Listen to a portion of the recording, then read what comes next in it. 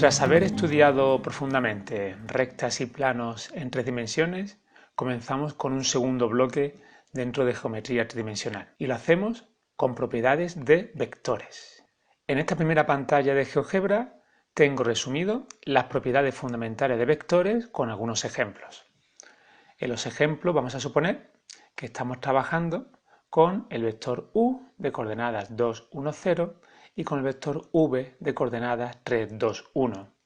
Los ejemplos lo voy a realizar con estos vectores de 3 dimensiones, pero se pueden aplicar con vectores de 2, 4, de la dimensión que fueran. La suma de vectores, bien sencilla, sumar cada una de las componentes. Un escalar por un vector es multiplicar el escalar por cada una de las componentes. El módulo del vector coincide con la longitud de ese vector, es decir, cuánto mide físicamente, realmente ese vector, y es cada una de las componentes elevada al cuadrado. En el caso del vector u tendríamos 2 al cuadrado más 1 al cuadrado más 0 al cuadrado. Dentro de una raíz y al final sería raíz de 5. Producto escalar. Para el producto escalar tenemos dos formas de calcularlo. En primer lugar, la definición. La definición del producto escalar es módulo del primero por módulo del segundo por el coseno del ángulo que forman. Si operamos con los dos vectores del ejemplo, raíz de 5 por raíz de 14 por el coseno del ángulo. Además, tenemos una expresión que llamamos fórmula analítica del producto escalar, donde nos dice que podemos calcularlo de la siguiente forma, multiplicando las respectivas componentes de cada vector. Primera componente por primera componente, más segunda componente por segunda componente, más tercera componente por tercera componente de cada uno de los vectores.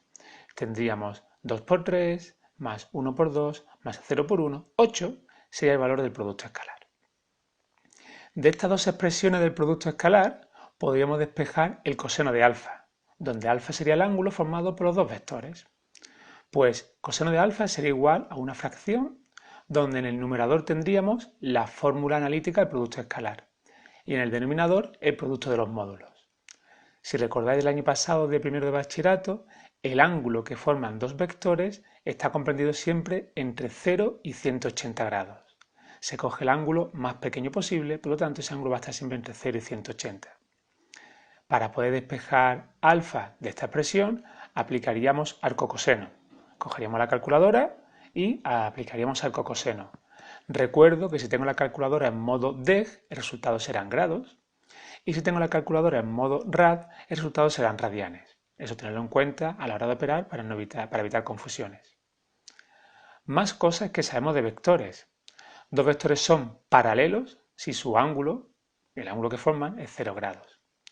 Y dos vectores son antiparalelos, o también llamados opuestos, si el ángulo que forman es de 180 grados. Tanto si son paralelos como si son antiparalelos, podemos utilizar el concepto de proporcionales. Dos vectores son proporcionales, tanto si son paralelos como si son antiparalelos. Y hemos estudiado en este tema una forma muy sencilla de comprobar si dos vectores son proporcionales. Dividimos primera componente primer vector entre primera componente segundo vector, segunda componente primer vector entre segunda componente segundo vector, tercera componente primer vector entre tercera componente del segundo vector.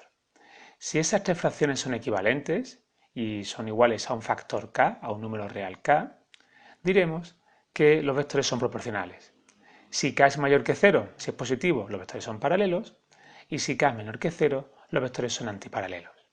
Voy ágil en la explicación de esta parte porque creo que es conocido por todos desde hace tiempo. Más cosas que podemos hacer con el producto escalar. Una cosa muy importante. Dos vectores son perpendiculares o también llamados ortogonales si forman 90 grados. Pues bien, ¿cómo puedo comprobar si dos vectores son perpendiculares, si son ortogonales? Producto escalar nulo. Siempre y cuando el producto escalar sea nulo, significará que los vectores son perpendiculares. Es una condición que se aplica en doble sentido. Si los vectores son perpendiculares, el producto escalar es 0. Si el producto escalar es 0, los vectores son perpendiculares. Estamos considerando obviamente vectores distintos al valor 0. Si tenemos el vector cuyas componentes siempre vale 0, 0, 0, da igual con cualquier otro vector que lo multipliquemos que siempre va a salir 0. Estamos considerando vectores con al menos una componente no nula. Pues en ese caso tendríamos que se cumple esta condición. vectores perpendiculares, producto escalar igual a 0. El producto escalar es conmutativo, es decir, si cambio el orden de los vectores, el producto escalar no cambia de signo, es decir, u por v es igual a v por u. Fijaros que el producto escalar es un número, lo que me está diciendo es que el número que se obtiene de la primera forma, u por v, coincide con el número que se obtiene de la segunda forma, v por u. Y una última propiedad de vectores, dado un vector, siempre podemos definir su vector unitario asociado. ¿Qué es el vector unitario? Es un vector que tiene la misma dirección que el de partida, el mismo sentido, pero tiene módulo 1. Su módulo es la unidad. Pues si tengo un vector u de módulo, ya lo hemos calculado antes, el módulo del vector u lo tenemos aquí arriba, es raíz de 5. ¿Quién será el vector unitario? Pues cada una de las componentes del vector u dividido por su módulo. Y tendríamos 2 partidos raíz de 5, 1 partido raíz de 5 y 0. Aquí lo he dejado expresado con las raíces en el denominador, que no se nos olvide racionalizar. Cuando tengamos las fracciones, racionalizar para que la raíz no aparezca en el denominador. Estas serían las propiedades del producto escalar. Y aquí, a modo de resumen de teoría, he puesto cosas que ya sabemos relacionadas con vectores, rango y el concepto de dependencia e independencia lineal.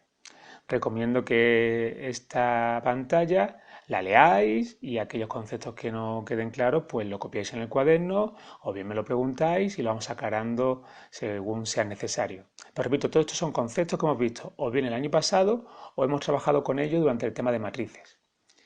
Recuerdo que el rango coincide con el número de vectores linealmente independientes. Y os he puesto dos ejemplos a nivel de palabra, de teoría. Si tengo 3 vectores con rango 3, significa que los 3 vectores son linealmente independientes. Y si por ejemplo tengo 3 vectores con rango 2, eso va a significar que hay 2 vectores linealmente independientes y que el tercer vector se puede poner como combinación lineal de los otros dos. ¿Qué era la combinación lineal? Pues si por ejemplo quería poner w, vector w, como combinación lineal de u y de v, significa que puedo escribir w igual a, que es un número real, multiplicado por el vector u, más b, que es otro número real, multiplicado por el vector v. Es decir, la combinación lineal me dice que un vector lo puedo poner en función de los otros dos vectores que se están sumando y a su vez multiplicando por respectivos escalares. ¿Cómo puedo sacar el rango de un conjunto de vectores? Pues poniendo los vectores en forma de matriz. Yo pongo los vectores en forma de matriz, ya sea vectores en forma de fila o en forma de columna, y trabajo con esa matriz. Y aplico las mismas técnicas de estudiar rango que hemos estudiado en el tema de matrices. Puedo hacerlo o bien por Gauss o bien por determinantes.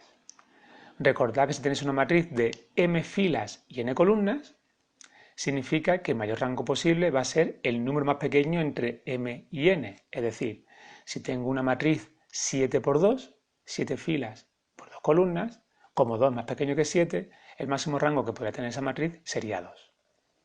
El rango, recuerdo, lo vamos a hacer o bien por Gauss o bien por determinantes. Si lo hago por Gauss, la teoría que no se nos olvide, tras aplicar Gauss en la matriz y obtener la matriz triangular y comprobar que no hay filas proporcionales, el rango coincide con el número de filas con al menos un coeficiente no nulo. Recuerdo que al hablar de matrices no aparecen absurdos matemáticos. Los absurdos aparecen en sistemas, no en matrices. Por lo tanto, los absurdos en matrices no pueden aparecer solamente en sistemas. Por determinantes sabemos que el rango coincide con la dimensión del mayor menor no nulo. Vamos haciendo menores y aquel menor más grande cuyo determinante sea distinto de 0 nos dará la dimensión de ese menor, nos dará el rango de la matriz. Cosillas que también recuerdo por aquí abajo. El rango de una matriz coincide con el rango de la matriz traspuesta. El rango de una matriz coincide con el rango de una matriz traspuesta. Por ejemplo, si tengo una matriz 7 por 2 de 7 filas y 2 columnas y quiero hacer 0 por debajo de la diagonal principal, que como estaba más acostumbrado, es más cómodo aplicar traspuesta y obtener la matriz 2 por 7 de 2 filas y 7 columnas y hacer Gauss en esa matriz traspuesta, porque repito, el rango de una matriz coincide con el rango de su traspuesta. Conceptos teóricos que también vimos en primero de bachillerato. Si yo tengo un conjunto de vectores, pensar por ejemplo 50, 51 vectores de 3 dimensiones con 3 componentes, y el rango de ese conjunto de vectores es 3, y son vectores de 3 dimensiones, diremos que forman un sistema generador. De manera general diremos que n componentes, vectores de n componentes que tienen rango n, forman un sistema generador.